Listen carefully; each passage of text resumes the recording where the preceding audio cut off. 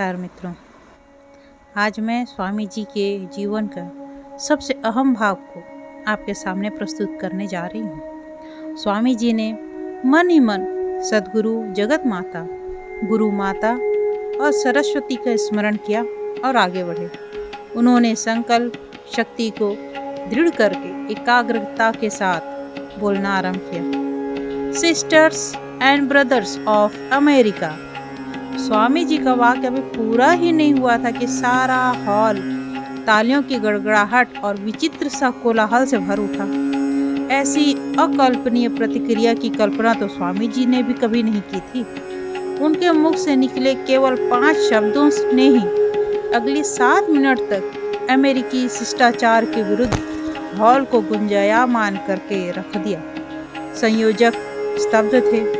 धर्म धुरंधरों के माथे पर सिलवटें उभर आई थी। किसी को भी श्रोता वर्ग ने तालियों का वैसा सम्मान नहीं दिया था। लेडीज एंड जेंटलमैन को सुनने के आदी हो चुके कानों को आज पहली बार इतना नवीन और अपनत्व भरा संबोधन सुनने को मिला तो कैसे भावनाएं वश में रहती।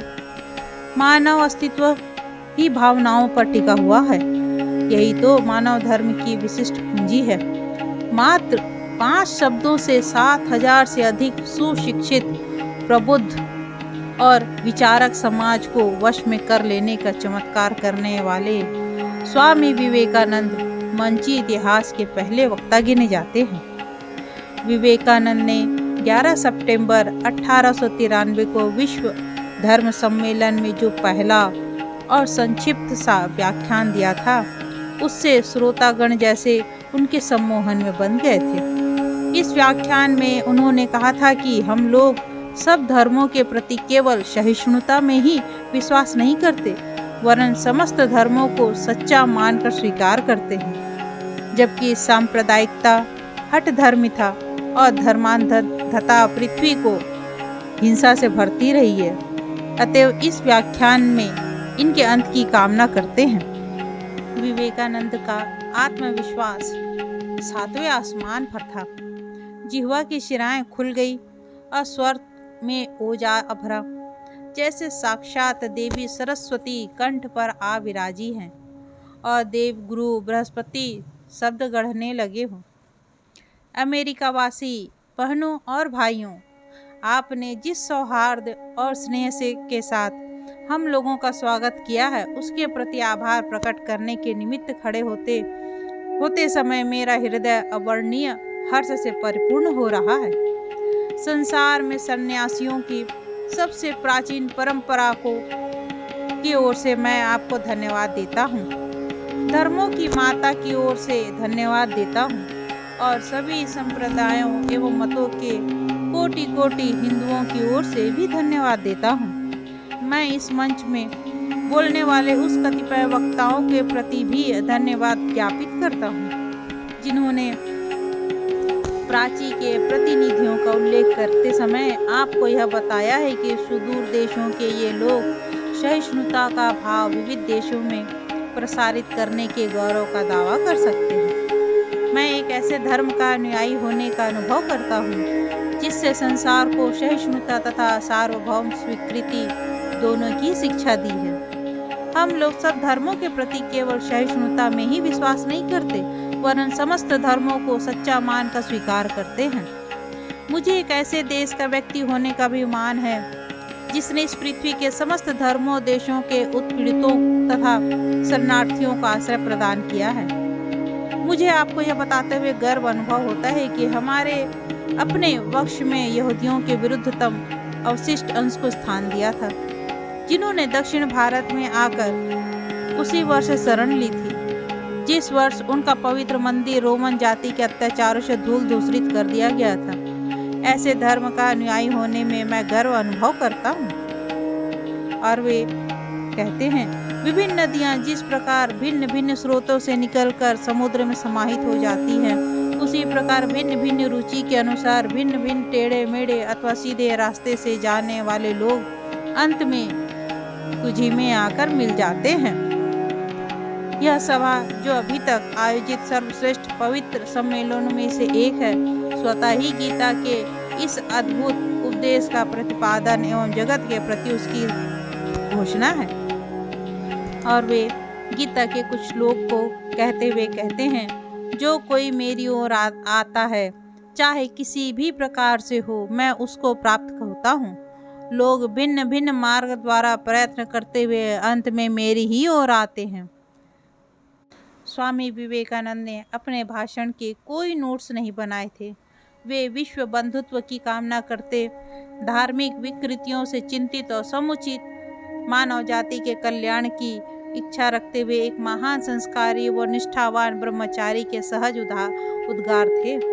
अमेरिका का प्रबुद्ध समाज जिसे सुनकर 5 मिनट के लिए अपना शिष्टाचार तक भूल गया था, वह किसी सम्मोहन या वशीकरण का परिणाम न था, बल्कि मानवता की सहज इसने ही अपनत्व भरी पुकार थी। एक छोटे से जो परिचय था अमेरिका के अगले दिन के लिए लगभग सभी समाचार पत्रों के शीर्ष समाचार में ही स्वामी विवेकानंद जी थे। सारा अमेरिका उस तेजस्वी और मानव धर्म के प्रचारक सन्यासी के दर्शन को आकुल उठा। टिप्पणियों का केंद्र विवेकानंद थे।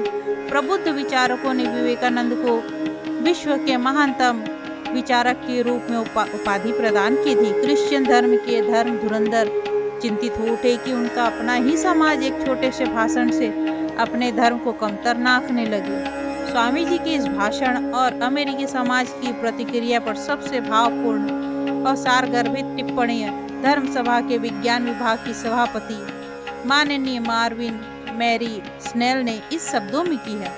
इस प्रथम विश्व धर्म सम्मेलन की सबसे बड़ी उपलब्धि यही रही कि इसने ईसाई धर्म समाज और खासकर अमेरिकी लोगों को यह समझा दिया कि विश्व में क्रिश्चियन धर्म से भी अधिक उदार और सम्मानीय धर्म है, जो आध्यात्मिक निष्ठा, मानवीय सहानुभूति की विशालता, स्वाधीन विचारधारा के तेज में और भी दार्शनिक चिंतन की गहराई में ईसाई धर्म से कहीं बहुत आगे हैं।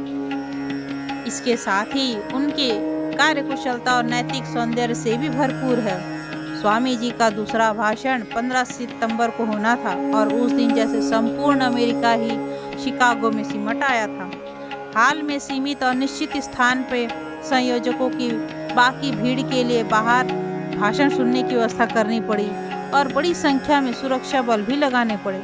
वैसे उत्साह एवं उन्माद शिकागो में पहले कभी नहीं देखा गया था और यह केवल स्वामी विवेकानंद को सुनने के लिए था। आज के भाषण का विषय था, हम लोगों के बीच मतभेद क्यों है। अन्य धर्म मर्मज्ञ आज भी अपने अपने धर्म के पारंपरिक ज्ञान पर ही बोले थे और अपने धर्म के पक्ष में तर्क वितर्क से श्रेष्ठता सिद्ध करने के प्रयास किए। जब स्वामी जी की बारी आई तो उन्होंने इतना प्रभावशाली भाषण दिया कि अंदर और बाहर तालियों की गड़गड़ाहट से शिकागो बार बार गुंजायमान हो रहा था। अब संयोजकों ने स्वामी जी के भाषण को सबसे अंत में करना निश्चय किया, जिससे भीड़ और श्रोता वर्ग को अंत समय तक रोका जा सके, और यही होता भी था। स्वामी जी को सुनने के लिए श्रोता बड़े धैर्य से बैठे रहते थे। अब उन्हें प्रतिदिन थोड़ा बहुत अवश्य ही बोलना पड़ता था। शिकागो विश्व धर्म सम्मेलन में 19 सितंबर 1893 के सत्र को संबोधित करते हुए स्वामी विवेकानंद ने वेदांत दर्शन पर गंभीर व्याख्यान दिया।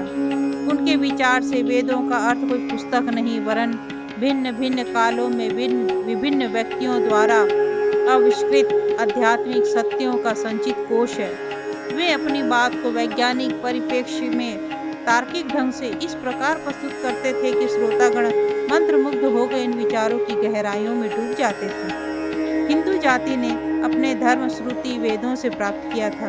उनकी धारणा है कि वेद अनादि और अनंत है। संभव है श्रोताओं को यह बात हास्यास्पद लगे कि कोई पुस्तक अनादि और अनंत कैसे हो सकती है, किंतु वेदों का अर्थ कोई पुस्तक है ही नहीं। वेदों का अर्थ है भिन्न भिन्न कालों में भिन्न भिन्न व्यक्तियों द्वारा आविष्कृत आध्यात्मिक सत्यों का संचित कोश। जिस प्रकार गुरुत्वाकर्षण का सिद्धांत मनुष्यों को पता लगाने से पूर्व ही अपना काम करता चला आया था, और आज यदि मनुष्य जाति उसे भूल जाए तो भी वह नियम अपना काम करता ही रहेगा, ठीक वही बात आध्यात्मिक जगत का शासन करने वाले नियमों के संबंध में भी है। एक आत्मा का दूसरी आत्मा के साथ और जीवात्मा का आत्माओं के परम पिता के साथ जो नैतिक तथा आध्यात्मिक संबंध है वे उनके आविष्कार से पूर्व भी थे और हम यदि उन्हें भूल भी जाएं तो भी बने रहेंगे। इन नियमों या सत्यों का आविष्कार करने वाले ऋषि कहलाते हैं। हम उनको पूर्णता तक पहुंची हुई आत्मा मानकर सम्मान देते हैं। श्रोताओं को यह बताते हुए मुझे हर्ष होता है कि इन महानतम ऋषियों में कुछ स्त्रियां भी हैं। यहाँ यह कहा जा सकता है कि ये नियम के रूप में अनंत भले ही हो, पर इनका आदि तो अवश्य ही होना चाहिए। वेद हमें यह सिखाते हैं कि सृष्टि न आदि है न अंत है। विज्ञान ने हमें सिद्ध कर दिखाया है कि समग्र विश्व की सारी ऊर्जा समष्टि का परिणाम सदा एक सा रहता है। तो फिर यदि ऐसा कोई समय था जबकि किसी वस्तु का अस्तित्व ही नहीं था, उस समय यह संपूर्ण व्यक्त ऊर्जा कहाँ थी? कुछ लोग कहते हैं कि ईश्वर में ही वह सब अव्यक्त रूप में निहित था। तब तो ईश्वर कभी अव्यक्त और कभी व्यक्त है। इससे तो वह विकारशील हो जाएगा। प्रत्येक विकारशील पदार्थ यौगिक होता है और हर यौगिक पदार्थ में मैं एक उपमा दूं। सृष्टा और सृष्टि मानो दो रेखाएं हैं जिनका न आदि है न अंत और जो समानांतर चलती हैं। ईश्वर नित्य क्रियाशील विधाता है जिसकी शक्ति से प्रलयपयोधि में से नित्यशः एक के बाद एक ब्रह्मांड का सृजन होता है। वो कुछ काल तक गतिमान रहते हैं और तत्पश्चात वे पुनः विनष्ट कर दिए जाते हैं। सूर्य चंद्रमसो धाता यथा पूर्वम कल्पयत, अर्थात इस सूर्य और चंद्रमा को विधाता ने पूर्व कल्पों के सूर्य और चंद्रमा के समान निर्मित किया है। इस वाक्य का नित्य पाठ प्रत्येक हिंदू बालक प्रतिदिन करता है। यहाँ पर मैं खड़ा हूँ और अपनी आंखें बंद करके यदि मैं अपने अस्तित्व मैं को समझने का प्रयत्न करूं तो मुझ में किस भाव का उदय होता है? इस भाव का कि मैं शरीर हूँ। तो क्या मैं भौतिक पदार्थों के संघात के सिवा और कुछ नहीं हूँ? वेदों की घोषणा है, नहीं, मैं शरीर में रहने वाली आत्मा हूँ। मैं शरीर में नहीं हूँ। शरीर मर जाएगा पर मैं नहीं मरूंगा। मैं इस शरीर में विद्यमान रहूंगा ही। मेरा एक अतीत भी है। आत्मा की सृष्टि नहीं हुई है क्योंकि सृष्टि का अर्थ है भिन्न भिन्न द्रव्यों का संघात और इस संघात का भविष्य में विघटन अवश्य है। अतएव यदि आत्मा का सृजन हुआ तो उसकी मृत्यु भी होनी चाहिए। कुछ लोग जन्म से ही सुखी होते हैं, पूर्णतः स्वास्थ्य का आनंद भोगते हैं। उन्हें सुंदर शरीर, उत्साहपूर्ण मन और सभी आवश्यक सामग्रियों की प्राप्ति रहती होती है। दूसरे कुछ लोग जन्म से ही दुखी होते हैं। किसी के हाथ या पांव नहीं होते तो कोई मूर्ख होते हैं और येन केन प्रकारेण अन्य अपने दुखमय जीवन के दिन काटते हैं। ऐसा क्यों? यदि ये सभी एक ही न्यायी और दयालु ईश्वर ने उत्पन्न किए हैं तो फिर उसमें एक को सुखी और दूसरे को दुखी क्यों बनाया? ईश्वर ऐसा पक्षपाती क्यों है? फिर ऐसा मानने से भी बात नहीं सुधर सकती कि जो इस वर्तमान जीवन में दुखी है वह भावी जीवन में पूर्ण सुखी रहेंगे।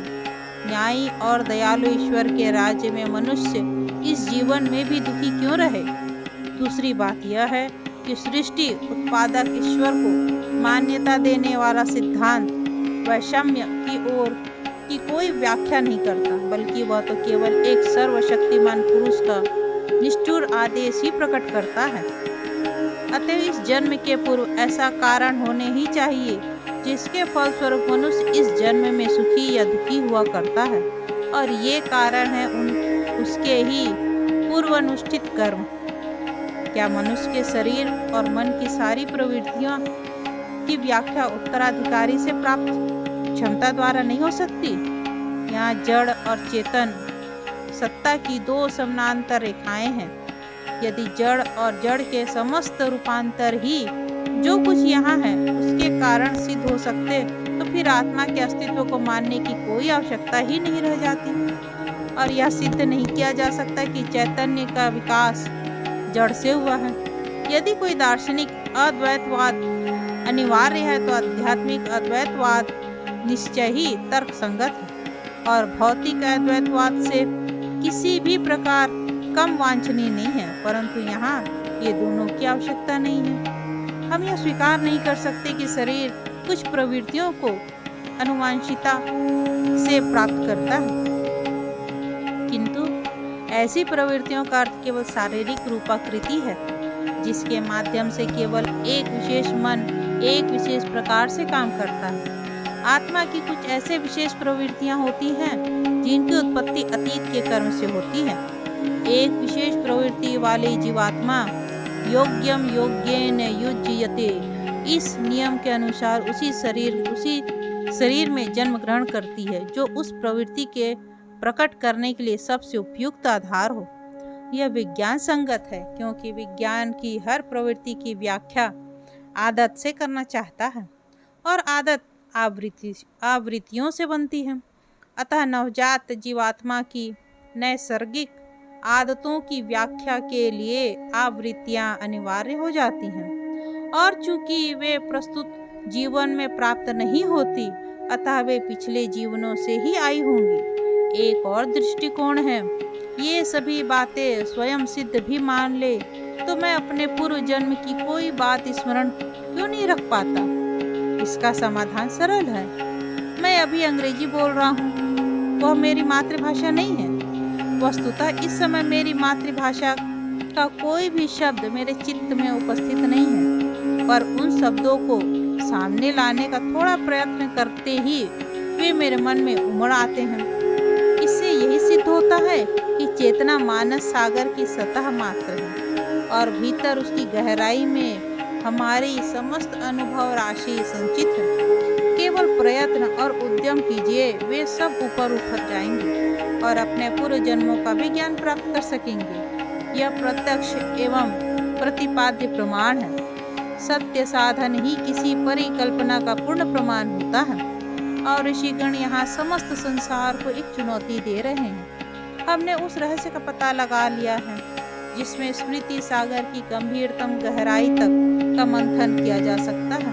उसका प्रयोग कीजिए और आप अपने पूर्व जन्मों की संपूर्ण संस्कृति प्राप्त कर लेंगे। अर्थात उस शस्त्र को काट नहीं सकते, अग्नि दग्ध नहीं कर सकती, जल भिगो नहीं सकता और वायु सुखा नहीं सकती, और वही आत्मा है। हिंदुओं की यह धारणा है कि आत्मा एक ऐसा वृत्त है जिसकी परिधि कहीं नहीं है किंतु जिसका केंद्र शरीर में अवस्थित है। और मृत्यु का अर्थ है इस केंद्र का एक शरीर से दूसरे शरीर में स्थानांतरित हो जाना। यह आत्मा जड़ की उपाधियों से बद्ध नहीं है, वह स्वस्वरूपः नित्य शुद्ध बुद्ध मुक्त स्वभाव है, किंतु किसी कारण से वह अपने को जड़ से बंध भी पाती है और अपने को जड़ समझती है।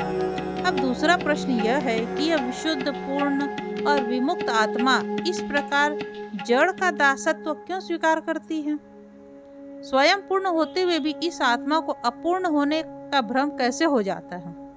हमें यह बताया जाता है कि हिंदू धर्म में लोग इस प्रश्न से कतरा जाते हैं और कह देते हैं कि ऐसा प्रश्न हो ही नहीं सकता।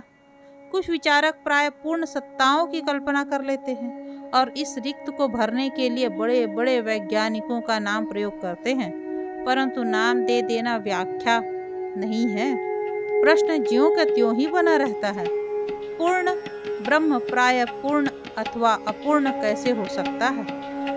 शुद्ध निरपेक्ष ब्रह्म अपने स्वभाव को सूक्ष्माति सूक्ष्म कण भर भी परिवर्तित नहीं कर सकती, पर हिंदू ईमानदार है, वह मिथ्या तर्क का सहारा न चाहता।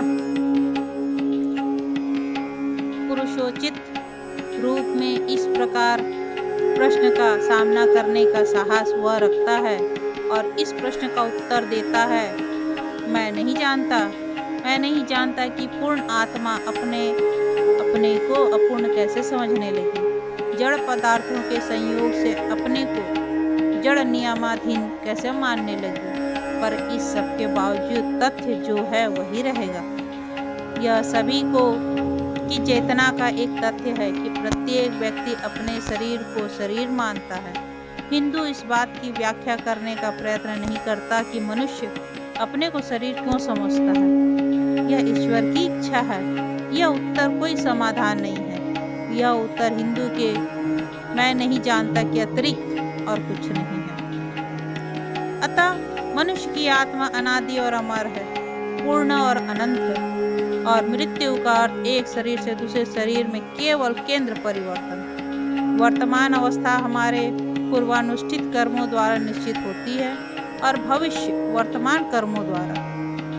आत्मा जन्म मृत्यु के चक्र में लगातार घूमती हुई कभी ऊपर विकास करती है, कभी प्रत्यागमन करती है। यहाँ एक दूसरा प्रश्न यह उठता है, क्या मनुष्य प्रचंड तूफान में ग्रस्त वह छोटी सी नौका है जो एक क्षण किसी वेगवान तरंग के फेनिल शिखर पर चढ़ जाती है और दूसरे क्षण भयानक गर्त के में नीचे ढकेल दी जाती है।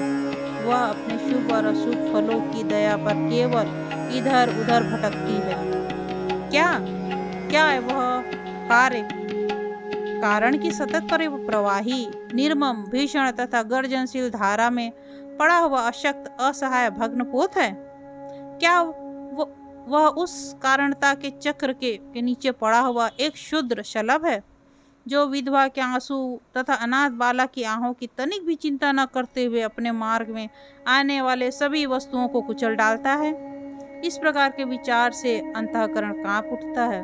पर यही प्रकृति का नियम है, तो फिर क्या कोई आशा ही नहीं है? वहां से आशा तथा सांत्वना की वाणी निकली और उसने एक वैदिक ऋषि को अंतःस्फूर्ति प्रदान की और उसने संसार के सामने खड़े होकर तूर्य स्वर में इस आनंद संदेश की घोषणा की। हे अमृत के पुत्रों सुनो, हे दिव्य धाम वासी देवगण तुम भी सुनो। मैंने उस अनादि पुरातन पुरुष को प्राप्त कर लिया है जो समस्त अज्ञान अंधकार और माया से परे है। केवल उस वचन को, उस पुरुष को जानकर ही तुम मृत्यु के चक्र से छूट सकते हैं। दूसरा कोई पथ नहीं है। यहाँ पर अमृत के पुत्रों अर्थात अमेरिकी वासी को विवेकानंद ने अमृत के पुत्रों से संबोधित किया था। अमृत के पुत्रों, कैसा मधुर और आशाजनक संबोधन है यह। बंधुओं, इसी मधुर नाम अमृत के अधिकारी से आपको संबोधित करूं। आप इसकी आज्ञा मुझे दें। निश्चय ही हिंदू आपको पापी कहना अस्वीकार करता है। आप तो ईश्वर की संतान हैं, अमर आनंद के भागी हैं, पवित्र पूर्ण आत्मा हैं। आप इस मर्त भूमि पर देवता हैं। आप भला पापी, मनुष्य को पापी कहना ही पाप है। वह मानव स्वरूप पर घोर लांछन है। आप उठे, हे सिंहों, आए और इस मिथ्या भ्रम को झटक कर दूर फेंक दें कि आप भेड़ हैं। आप हैं आत्मा, अमर, मुक्त, आनंदमय और नित्य। आप जड़ नहीं हैं, आप शरीर नहीं हैं। जड़ तो आपका दास है, ना कि आप जड़ के दास हो। अतः वेद ऐसी घोषणा नहीं करते कि यह सृष्टि व्यापार कतिपय निर्मम विधानों का संघात है और ना ही वह कार्य कारण की अनंत कारा है, वरन वह यह तो घोषित करते हैं कि इन सब प्राकृतिक नियमों के मूल हैं। जड़ तत्व और शक्ति के प्रत्येक अणु परमाणु में ओतप्रोत होकर वहीं विराजमान है। अर्थात जिसके आदेश से वायु चलती है, अग्नि दहकती है, बादल बरसते हैं और मृत्यु पृथ्वी पर नाचती है।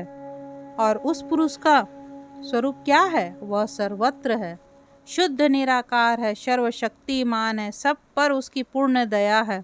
तुम हमारे पिता है, तुम हमारी माता है, तुम हमारे परम प्रेमास्पद सखा है। तू ही सभी शक्तियों का मूल है, हमें शक्ति दे है। तू मेरे जीवन के शुद्र भार को वहन करने में सहायक दे। वैदिक ऋषियों ने यही गाया है। हम उसकी पूजा किस प्रकार करें? प्रेम के द्वारा। वेद हमें प्रेम के संबंध में इसी प्रकार की शिक्षा देते हैं। अब देखें कि श्री कृष्ण ने, जिन्हें हिंदू लोग पृथ्वी पर ईश्वर का पूर्ण अवतार मानते हैं, इस प्रेम के सिद्धांत का पूर्ण विकास किस प्रकार किया और हमें क्या उपदेश दिया। उन्होंने कहा है कि मनुष्य को इस संसार में पद्म पत्र की तरह रहना चाहिए। पद्म पत्र जैसे पानी में रहकर भी उसमें नहीं भीगता, उसी प्रकार मनुष्य को भी चाहिए कि संसार में रहना चाहिए, उसका हृदय संसार में लगा रहे और उसके हाथ कर्म करने में लगे रहे। यही लोक या परलोक में पुरस्कार की प्रत्याशा से ईश्वर से प्रेम करना बुरी बात नहीं है, पर केवल प्रेम के लिए ही ईश्वर से प्रेम करना सबसे अच्छा है और उसके निकट रहना और यही प्रार्थना करनी चाहिए कि हे भगवान, मुझे न तो संपत्ति चाहिए, न संतति, न विद्या। तेरी इच्छा है तो सहस्त्रों बार जन्म मृत्यु के चक्र में पड़ूंगा, पर हे प्रभु, केवल इतना ही दो कि मैं फल की आशा छोड़कर तेरी भक्ति करूं और केवल प्रेम के लिए ही तुझ पर मेरा निस्वार्थ प्रेम हो। श्री कृष्ण के एक शिष्य युधिष्ठिर उस समय भारत के सम्राट थे। उनके शत्रुओं ने उन्हें राजसिंहासन से च्युत कर दिया था और उन्हें अपनी सम्राज्ञी के साथ हिमालय के जंगल में आश्रय लेना पड़ा था। वहाँ एक दिन सम्राज्ञी ने उन्हें प्रश्न किया कि मनुष्यों में सर्वोपरि पुण्यवान होते हुए भी आपको इतना दुख क्यों सहना पड़ता है।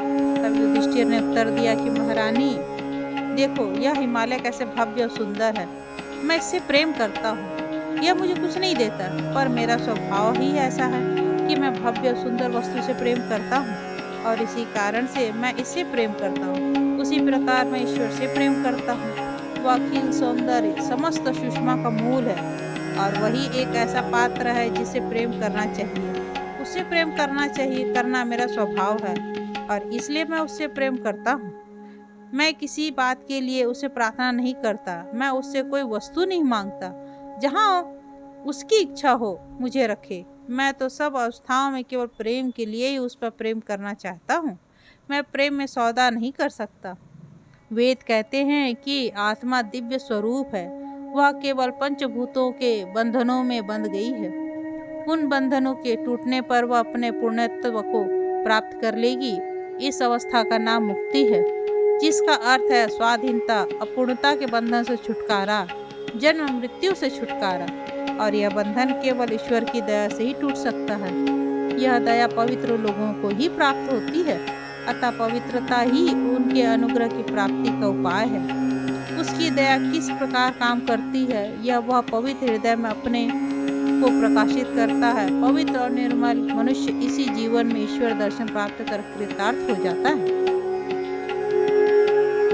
इस प्रकार विवेकानंद जी अपने भाषण में बहुत सारे ज्ञान की बातों के साथ वेदों के ज्ञान, वेदांत के ज्ञान, ऋषियों द्वारा कहे गए महान ज्ञान को और श्री कृष्ण के द्वारा दिए गए उपदेश जो हमारे जीवन से जुड़ के है, उनके द्वारा उन्हें बहुत सारे ज्ञान की बातें बताई जो जिससे सुनकर वे भाव विभोर हो गए थे। 19 सितंबर को स्वामी जी अपने हिंदुत्व विषय पर जो भी भाषण दिए वह केवल भाषण ही नहीं था, बल्कि ललकार थी जिसने धर्म धुरंधरों को मौन कर दिया था।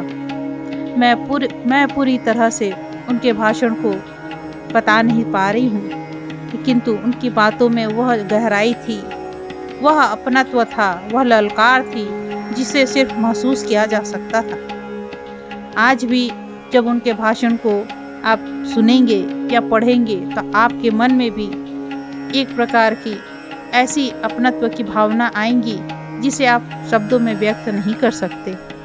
हॉल के मंच पर स्वामी जी विराजमान थे और श्रोतागण शांत और सौम्य भाव से उन्हें सुन रहे थे। व्याख्यान समाप्त हो चुका था। अब स्वामी जी ने मुस्कान के साथ श्रोताओं की ओर निहार कर एक छोटा सा प्रश्न किया, आप में से कितने लोग हैं जिन्होंने हिंदू धर्म ग्रंथों को पढ़ा है? कृपया करके हाथ उठाने का कष्ट करें। स्वामी जी के इस प्रश्न पर उपस्थिति श्रोताओं में से गिनती के 5-7 हाथ ही ऊपर उठे। आश्चर्य! स्वामी जी ने उच्च स्वर में ललकार कर कहा, जिन्होंने हमारे धर्म की व्याकरण, भाषा और भाव पढ़े ही नहीं, वे हमें परखने की बात किस प्रकार करते हैं? अमेरिका का भावार्थ केवल यह नहीं है कि इन अमेरिकियों ने खोजा था तो उसके नाम पर इसका नाम रख दिया गया। हम भारतीयों की दृष्टि में इसका बड़ा ही पवित्र अर्थ है। अमेरिका अर्थात अमृत के पुत्र। स्वामी जी की बात सुनकर हॉल ही नहीं बल्कि सारा अमेरिका मयूर नृत्य कर उठा। उनके देश का ऐसा पवित्र और मधुर अर्थ किसी ने सोचा तक नहीं था। अमेरिकी वासियों का हृदय झंकृत हो गया था। विवेकानंद को उन्होंने सिर आंखों पर बिठा लिया था। बंधुओं, आप वास्तव में अमृत के पुत्र हैं। आप लोग ही सच्चे अर्थों में अमृत के हकदार हैं। कृपा करके मुझे आप स्वयं को अब किसी नाम से संबोधित करने दीजिए। आपने यीशु के आदर्शों का पालन करके स्वयं को ईश्वर के पुत्र सिद्ध किया है। बंधुओं, आपने विश्व को मानव धर्म की सच्ची परिभाषा दी है। भारतवर्ष की भांति आपके उदार हृदय में सभी के लिए स्थान है। स्वामी जी का यह अमर भाषण अमेरिका ही नहीं विश्व भर को एक नया संदेश दे रहा था। वसुधैव कुटुंबकम की धारणा को शक्ति दे रहा था। केवल श्रोताओं की सांसों की आवाज ही हॉल में सुनाई देती थी। आखिर विश्व और समस्त मानव जाति के लिए आत्मस्वरूप होने का महामंत्र विवेकानंद ने अन्य महाद्वीपों को दिया। उन्होंने मानवीय चैतन्यता को ललकार भरे शब्दों से झकझोर दिया था, जो संन्यास इतिहास का अमर वाक्य हो गया। बंधुओं, आप लोग सिंह स्वरूप होकर भी अपने को भेड़ क्यों समझ रहे हैं? उठिए, मृगराजो उठिए और इस भ्रम को तिलांजलि दीजिए कि हम भेड़ हैं। उठो, जागो और औरों को जगाओ। आपने नर जन्म को सफल करो और तब तक मत रुको जब तक लक्ष्य प्राप्त न हो जाए। उस विलक्षण तपस्वी की ओज भरे बोल श्रोता वर्ग के रक्त संचार की गति को बढ़ा देते थे। अन्य धर्मों के प्रतिनिधि मन ही मन विचलित हो रहे थे कि उस स्वामी ने उनकी उपस्थिति को औपचारिकता मात्र बना दिया था। लोग उस ओजस्वी के एक एक शब्द को बड़े धैर्य से सुन रहे थे। अमेरिकी मीडिया के लिए यह समस्त समय जबरदस्त उछाल का आया था। अखबारों की प्रतियों की पूर्ति नहीं हो पाती थी। विवेकानंद का एक एक वाक्य संग्रहित होने लगा था। एक विशेष टिप्पणी, जब स्वामी जी बोलना शुरू करते थे तो उनके विषय हिंदू धर्म के विचारों का ही होता था, पर अंत होते होते वहां एक नया ही हिंदुत्व रच जाता था। 10वें दिन स्वामी जी ने भाषण का विषय और अपने प्रिय देश भारत की जनता की दुर्दशा का वर्णन करने वाला चुना था।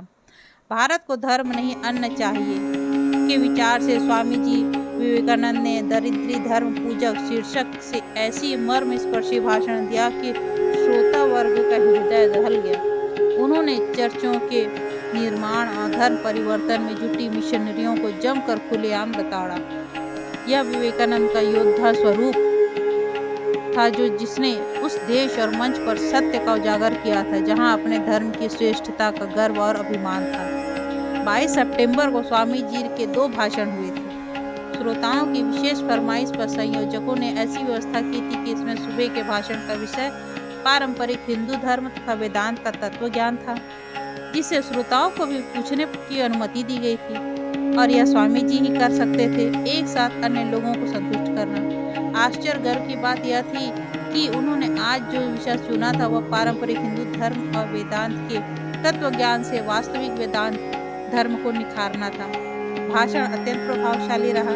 सैकड़ों विद्वान श्रोताओं ने प्रश्न पूछे और स्वामी जी ने बड़ी सरलता से और सरल भाषा के साथ सबको उत्तर दिए।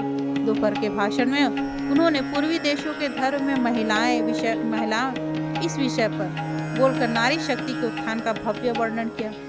26 सितंबर को स्वामी जी ने विवेकानंद के हिंदू धर्म का बौद्ध धर्म से संबंध विषय में पर एक और अमर भाषण दिया। यह भाषण भी इतना प्रभावशाली रहा कि बौद्ध धर्म के प्रतिनिधि भी स्वामी जी की विद्वता का लोहा मान गए। अब इसके आगे क्या होगा वो हमें अब अगले अंक में बताऊंगी। आशा है आज का यह अंक आप लोगों को काफ़ी पसंद आया होगा, क्योंकि इसमें स्वामी जी की वो भाषण थी जिससे वह अमर हो गए। अगले अंक के लिए धन्यवाद। जय हिंद, जय भारत, नमस्कार।